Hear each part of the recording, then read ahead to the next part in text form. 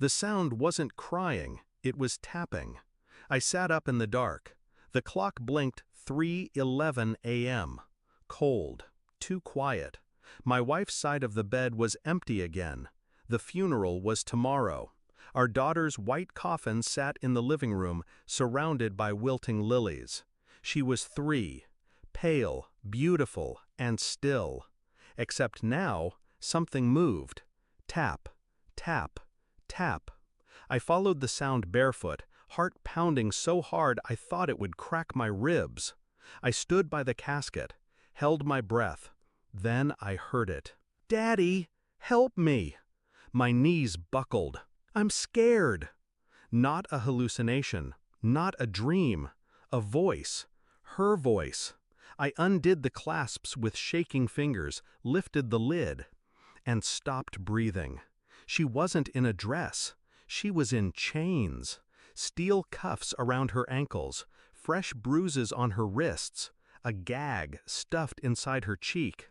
I dropped to my knees, shaking, trying to pull the bindings loose. She whimpered, tried to speak. I held her like I hadn't held her in weeks. My tears soaked her hair.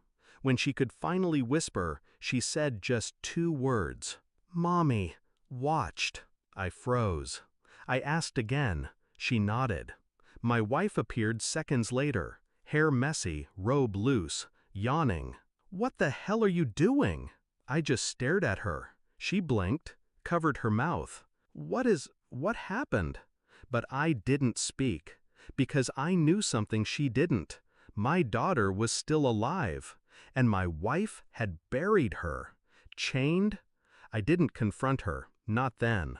I played dumb, took our daughter to the hospital. The doctors called it a miracle. They asked about the injuries. I said nothing.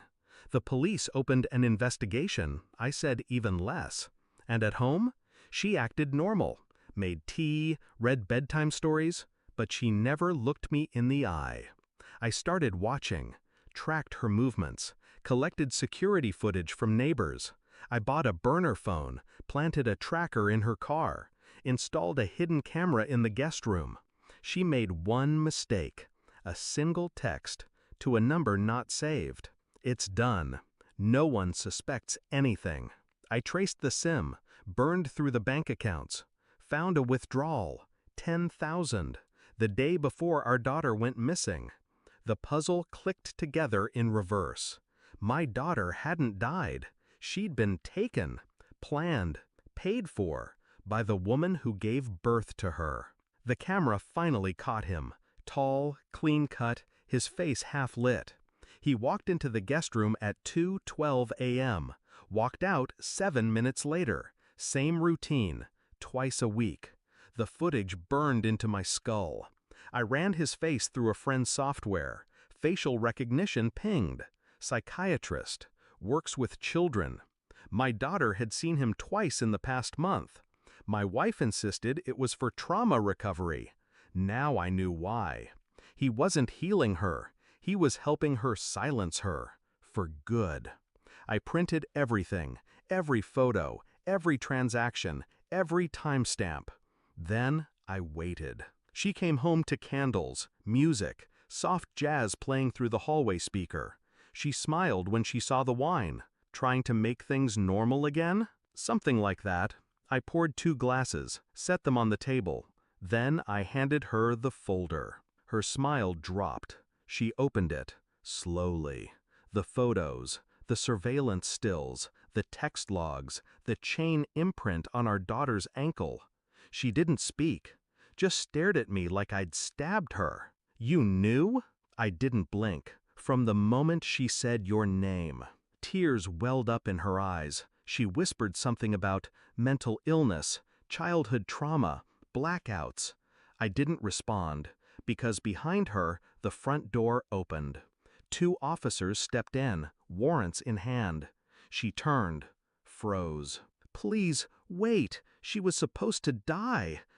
They cuffed her mid-sentence. She screamed as they dragged her out. I took a sip of wine. The house is quiet now.